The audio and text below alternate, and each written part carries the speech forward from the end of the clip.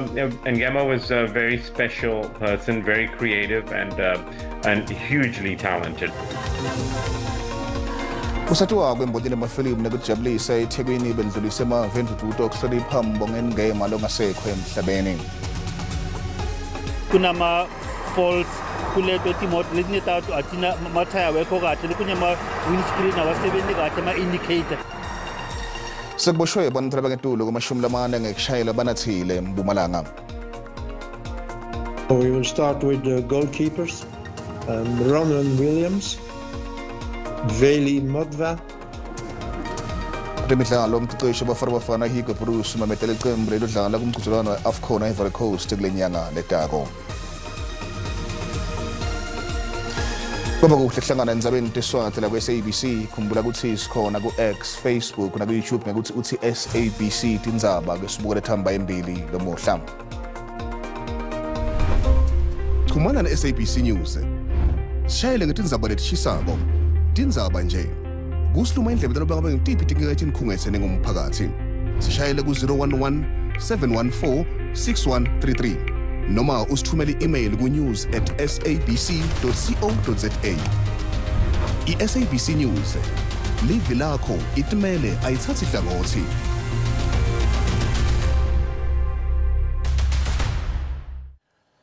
Abantu labatiwa kwembonile amafilimu nekujabulisa eThekwini bendlulise ama-22 okuhlonipha loyo lobekadza ngumbhalo wemidlalo ngibabonakudze nasestage umlingisi umhlabeleli kanye nemdidiyelo wetinhlelo mbongengema loshona ngotini emoto eMpumalanga Kapa. Lo mhlabeleli lobekadza neminyaka lengama-68 uchazwe njengamkantshubovu kule mboni yekujabulisa.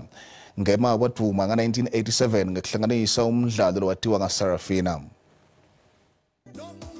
Mbongengema wadalwa nga-1955 eVeruleme eThekwini enyakatho yesifundza saKwaZulu-Natal kwahlabisa.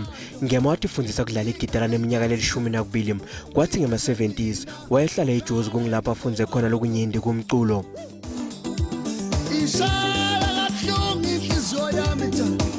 Nga-1981 Ngema wabhala umdlalo watiwa ngoWoza Albert kwathi emva kweminyaka lemibili wabhala i-Asina Malim.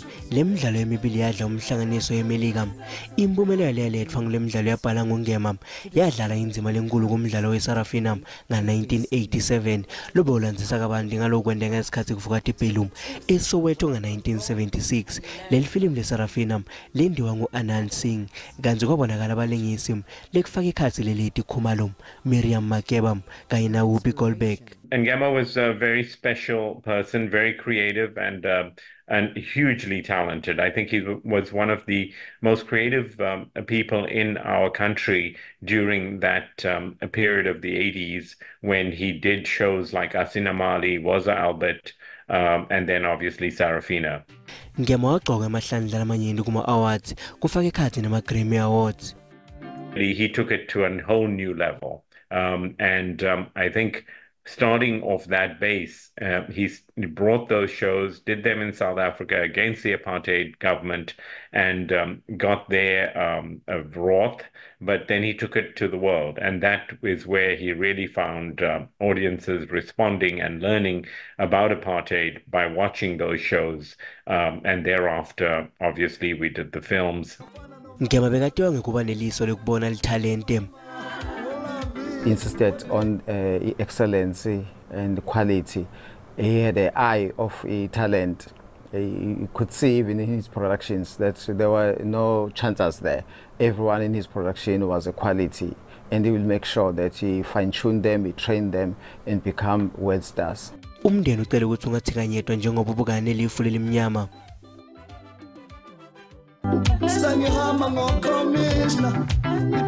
Nanobe Ngema bekahlonishwa ngemisebenzi wakhe njengoba achazwe ngekuba nemthelela lomkhulu kumkhakha wetebuciko, kepha-ke bekungasikuhle konke. Mbongeni didn't do anything wrong. He was an artist who was asked to perform or to produce work, and he did. Then the government came in with the funding. So there was, you couldn't fault him for producing the work. Ngema watithola enkingeni ngesikhathi umbhali wemidlalo yamabonakudze nemdidiyeli Tinokwe athi azange abonge ngenzima labanayo kumdlalo weSarafina. I'm just very curious to see if we spiritually are going to carry on trying to resolve it with the truth. That's all I was asking. Kusenjalo labo labasebenzela ngema bathi angeke bayikhohlwe inzima la idlalile. Mbongeni was a frequent guest on the Felicia show. He even composed one of my favorite signal tunes, Felicia, Felicia, hayo ya tswanang liena. Mbongeni was the cream de la cream of the arts. I think his achievements were beyond measure. You could not just define Mbongeni as only a writer or a guitarist, a composer, a choreographer. You know, I think a Grammy Award winner. Lihhovisi lebungameli lichaze umsebenzi wangema njengaloyo lodlala inzima lenkulu ekuletheni lithemba nekuthi igcabha kwebantfu bakuleli nelivekati le-Afrika. Indvuna yetemidlalo ubuciko namasiko zizikodwa ivakalise kudumalela okukhulu ngokwendlula emhlabeni kwaMbongeni Ngema luchazwe njengomntu odlala inzima lenkulu kutebuciko. The untimely passing of a stalwart, of a veteran of the liberation struggle against apartheid using art, it's a great honor to him. Some of us who grew younger, who listened and watched him, and we enjoyed. Not only was he participating in throwing stones, but also using the creative art in honor and in memory of his work. There's a lot that we can do. You must remember, we in the department, there's a lot of work that we're doing with one of our entities called Playhouse in Durban. And that is where a lot of talent, both in this country, particularly in KwaZulu-Natal, it has been really a production factory of talent, that entity. And there's a lot of work that we're doing with him, and I'm sure there's a lot of collaboration now. We may have to do more to make sure that we honor his work, including, the outstanding internationally acclaimed work of Sarafina, Asina Mali, and many others, including the most popular song, Istimela Sasazola. There's a lot that we can do, and I'm certain that in the discussions that we'll have soon, either with Playhouse, our entity, which has been working with him in terms of his work, as well as meeting with the family. There's a lot of collaboration and a lot of things that we need to do to honor this legend. Sikubutile Mbukele ukuthi athini emave akho endududo kulandzela kwendlula kwakhe emhlabeni Dr. Mbongeni Ngema loduma kakhulu ngemidlalo kumabonakudze iSarafina aphindze abe ngumculi kanye nokunye uphendvule ngalendlela. Sigibeli i20 eCarlton Center esigidini nawe phela silahlekele Nkosi yami eMzantsi Afrika ukuphulukana noDr. Mbongeni Ngema. Uyenzile indima yakhe emhlabeni wanga umphefumulo wakhe ungaphumula ngoxolo.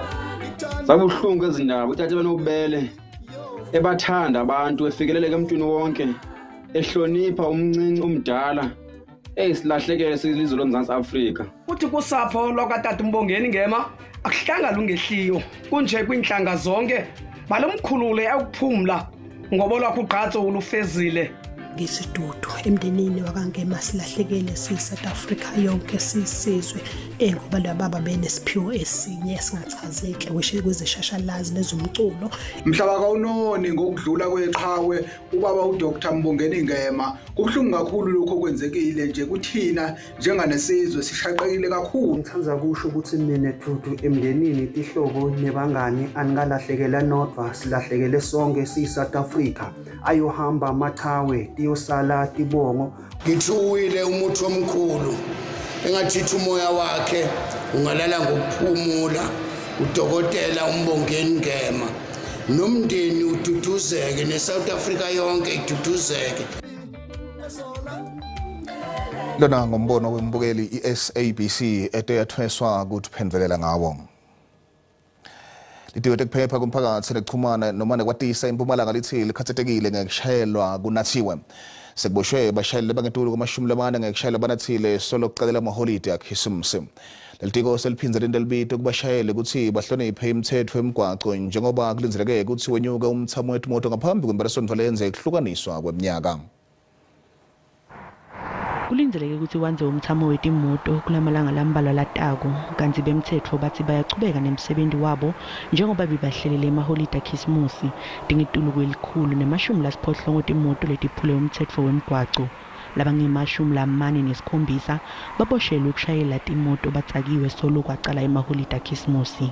Ama-summonses lesiwakhiphile so far ayandlula ku-18,000 lama-summonses kuwamathikisi laniketwe ama-motorists for amaphutha laba wenza iy'moto zihamba or uthola ukuthi kunama-faults kuleto timoto letinetatu atina mathaya wekho kahle kunye ama-windscreen awasebenzi kahle ama-indicator. Kukhishwe timoto letilikhulu emgwaqweni nakucala lenyanga. Silitiko sifuna ukuqinisekisa ukuthi ama-transport inspectors ethu agcwele kuyo yonke imigwaqo lekhona la esifundeni sethu seMpumalanga. Ekuqinisekiseni ukuthi bashayeli betimoto ikakhulu bemateksi nemabhasi bayayilandzela inqubo nemigomo yetemgwaqo. Bemthetho bayanconywa ngekusebenza ngekudikhandla kuqinisekisa kuphepha emgwaqweni. Lawa la kithi asijabulisa lampo balasebenzana nawo kahle imvula yona iyana umaintain speed sakho. Mina ngibuya eLimpopo kwamanje so manje la endleleni kuphephile vele akunangozi akuna next. Bayacelwa abashayeli ukuthi bashayele ngalokukhulu ukucophelela njengoba imvula ichubekene kuna kuletinye tindzawo kuleli. Umnyaka sovele usemaphethelweni kanti-ke kunyenti lokwentekile etindzabeni kuleli nangaphandle. Emoyeni-ke sikhuluma nemhlelo Tindzaba teSiswati kumabonakudze la ku-SABC siphephile mavuso kunene kuvakabani ukuthi ngitiphi letimhambele embili kulo mnyaka. Asikuvusele kunene sikwamukela endzabeni teSiswati la ku-SABC. Ungasithi hahla njengaletikhambele embili kulo mnyaka.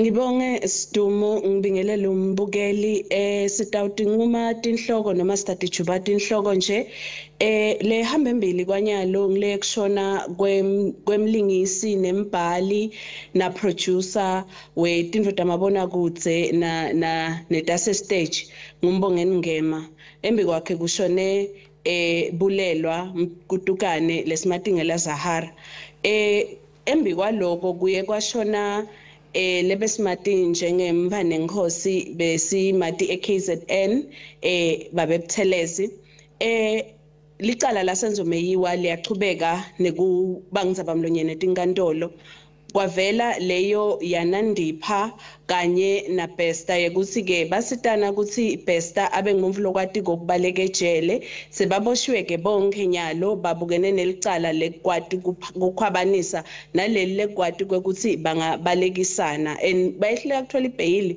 ngoba babamvu labanenkinga ukuthi bangakwati ukuthi baphindze babaleke kuleli njengoba bangaboshwanga kuleli sibe naleyo ke yemangamelwa ngaphambili Jacob Zuma lebeka kufuna kushushisa ngasese intatheli Karen Mon na nemshushisi Billy Down kanye nemengameli Cyril Ramaphosa wakuleli ngekuveta imininingwane yegula kwakhe lebekathi bekufanele ngabe imfihlo lesolo ke kubugujugudu kuzameka ukuthi uzama ukuthi aze athole ilungelo lokuthi akwati kubagweba ngasese yena phinze mengameli ngaphambilini Jacob Zuma ukwatile ukuthi afome kumbe akhe licembu lelisha letepolitiki le-MK i-MK lekungumfana wayi ANC ngaphasi kwe-ANC lekulicembu kumbe libandla labo mabuye empini bayo le-ANC kuthi ke batativotela bodwa kulolu khetho lweminyaka lotako beme njenge-MK leku i-ANC iyakuchallenge ke lokho ikunikise enkantolo ukuthi mbambamba bangakhona njani ukuthi basebenzise ligama levele belisinyathishwa i-ANC uphumelele sobala ke mengameli ngaphambili ukuthi lonyaka angeke abe ngilokhankasela iANC kanti ke eEastern Cape kuvele kaningi ukuthi bantfu bayabulawa ngebunyendi noma ngabe bajabulile basemaphathini basemakhaya kuvele kufike igebengu tifike dibadubuleti babulale tindzawo tehlukahlukene leto eEastern Cape kanti kube nje kuganga lokwanza nelive lonke kube indzaba lesikwatile ukuthi siyilandzelele siyibuke njenge-SABC ngekhamba kwesikhathi ke kwase kushona lo ngumhlabeleli lo watiwa kakhulu ngela AKA ushone ngekuthi emva ukuthi adutshulwe asesifundeni sase-KZN edolobheni lakhona lase eDurban eThekwini kusekusenjalo kwaba nekubheduka kwesifo semsheko kule Ningizimu Afrika eTshwane lapho kushone khona abantu labangamashumi 23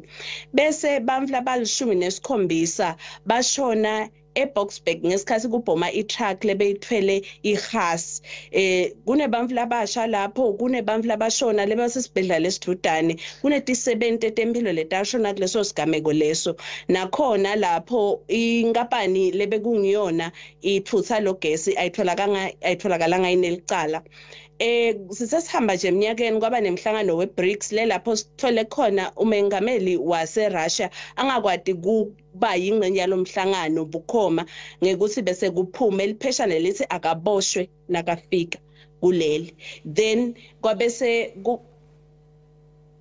okay ngicela kuyibeka lapho ngiyabonga Sibonga kakhulu Mavuso sikhatsakho Nina bakithi loke ngusiphephile kunene Mavuso longumhlelo wetindzaba teSiswati la kumabonakude Bashayeli bangalizela kwehla kwenzeka kwemafutha etimoto kulomnyaka lotako Ngekusho kwe-Automobile Association imbangela lokukwehla kwentengo yawela mhlabonke 95 unleaded kulenzeleke ukuthi yehle nga 54 cents ilitha 93 yehle nga 39 cents ilitha diesel kulenzeleke ukuthi ehle emkhathini kwa 94 cents na 1 rand 2 cents ilitha paraffin ke nacishe utawehla nga 95 cents ilitha Nasibetolo sekufana idumbu lebantu labasihlanu labanyamaleleke letikhukhula lehlasela Lady Smith eKwaZulu Natal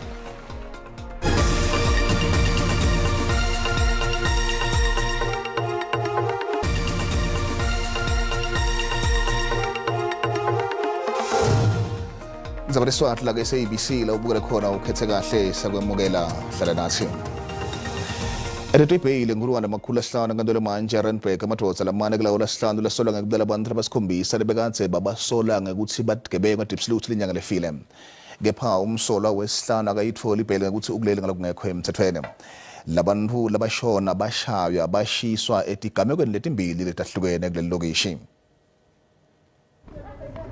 Umsolwa wekucala wesibili wesithathu kanye newesihlanu bathole ibheyili manje uthi ubuke tonke timo lababukene nato njengobe batinhloko emitini yabo kanzi uphinze wathi kude bufakazi lobukhomba ukuthi kungahle kuliwe emphakathini uma banganiwa ibheyili We're expecting our clients to be released on bail we're not at a stage yet where their guilt or otherwise stands to be determined We still have a long way to go, but we believe that given the opportunity, our clients will eventually prove to everybody that they were not there. Although I understand the onus is on them, it's not on them to prove their innocence.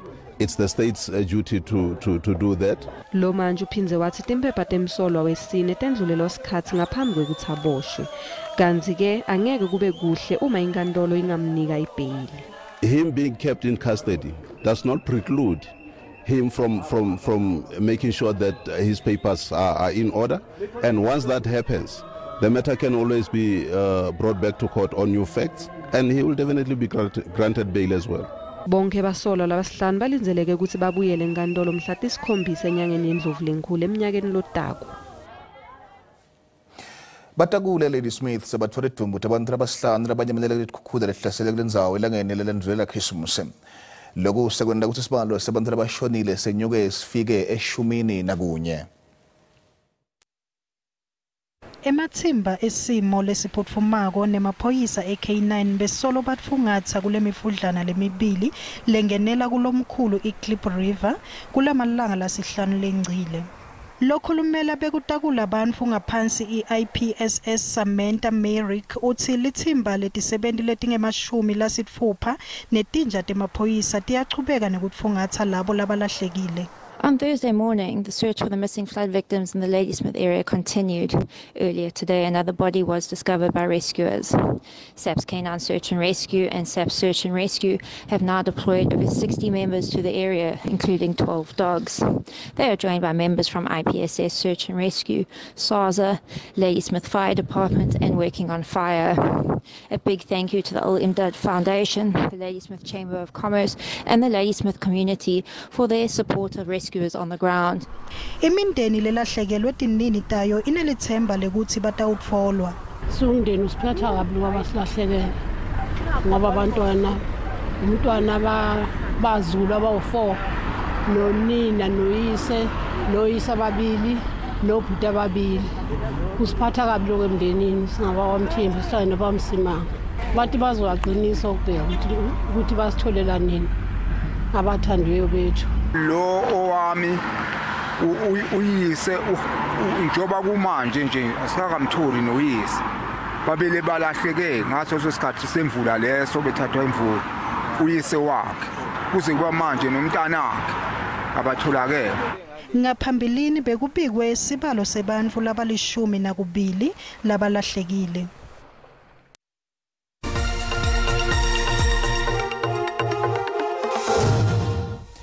Etibake telerandi lahlekelo ngamandla licathaniswa netimali takulamanye amave.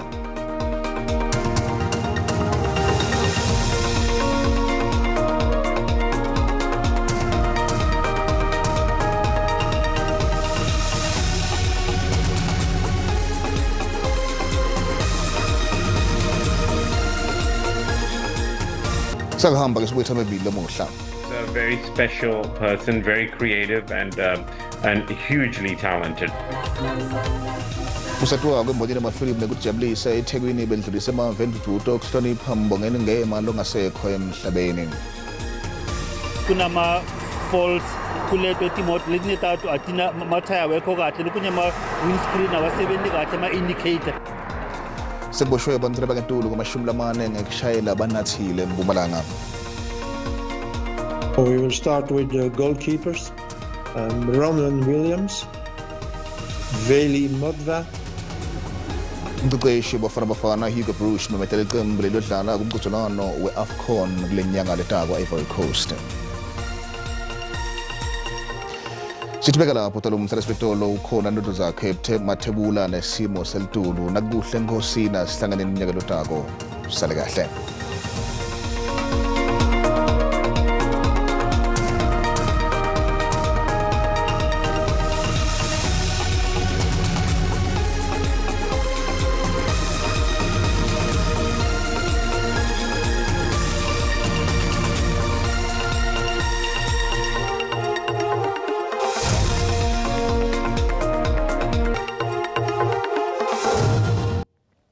Ngentela sholo nginaso simo setulu kanjalo ngentela sholo ngendado Tindzaba talo sibonke kudlamini masibonke isithombe sethu kusishwa namuhla asesekhona amathuba emvula mawungena ke ekhasini live njengoba lapha kuyekela 80% mawe eMpumalanga live ngale ke isifundzeni Limpopo ahleli lapha kuyekela 60% lawo mathuba emvula kanti ke naselangeni lakusasa asesekhona lawo mathuba emvula mawukhuphuka ikakhulu kade eMpumalanga live njengoba khona netibhadu etinkungu kanti ke mawubuye ekhasini live ngalo lomuhla asesekhona lawo mathuba emvula lapha kuyekela 80% kanti ke masichubeka sibula ke langeni lakusasa sixwayiso nobe ke kusishwa namuhla sixwayiso lesivela baka South African Weather Service likhombisa ke kuduma amatima mawubuka ke la ekhasini live kanti ke ukhona nalo moya ikakhulu kade lokudlakela lwandle ngwala lomuhle naselangeni lakusasa sesekhona ke lesixwayiso lesivela kuba South African Weather Service sekujuma kwelitulu kakhulu kade encenyeni nesifundza ke la eNorthern Cape bantu ke baqaphele kakhulu kuleto tindzawo leto kanti ke masibula ke lamazinga ngishisa ukuthi emenjani mabuka ke la sifundza nebe ke eGauteng ePretoria kupholile leto tindzawo leto ke nangalo Johannesburg nangalo Vereeniging kanti ke masiqhubeka sibula ke la sifundza eLimpopo indzawo letfana ke la nabomusini ahlela lapha ku25 phulukwane 23 kanti ke Mokopane hlela lapha kuye ke la at25 kanti ke masiqhubeka sikubukela ke la sifundza eMpumalanga ngalo lomuhle mabuka indzawo letfana ke la nabombombela likhombisa ke kuphola leto indzawo leto ke nangale Carolina ngenxa yesikhathi asithathe ke lithuba silibeke la sitfisele ke lo mnyaka lomuhle ngithi usale kahle.